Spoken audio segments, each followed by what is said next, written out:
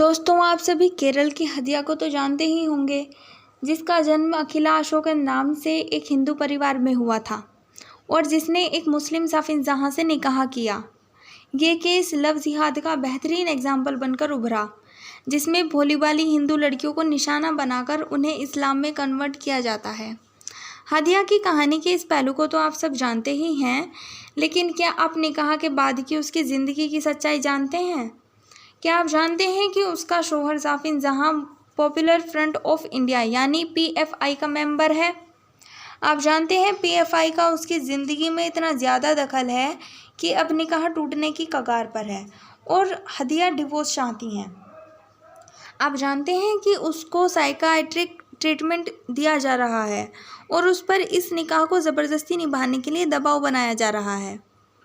PFI की women wings की leader सीना बाबा हदिया को बचाने की कोशिश कर रही हैं, जो पीएफआई की टॉप लीडरशिप को पसंद नहीं आ रहा। क्यों पीएफआई ने हदिया केस में कपिल सिब्बल को 70 लाख रुपए दिए? ज़रा सोचिए, पीएफआई को हदिया की ज़िंदगी में इतना इंटरेस्ट क्यों है? कहीं हदिया की ज़िंदगी को खतरा तो नहीं? आप में से काफ़ी लोग ये सोचेंगे कि मैं ये मुद्दा क्यों उठा रही हूँ।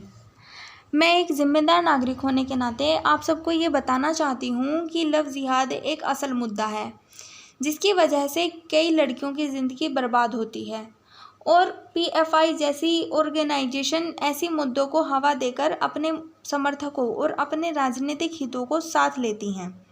प्लीज़ ऐसी ऑर्गेनाइजेशंस और लव जिहाद से बचकर रहें।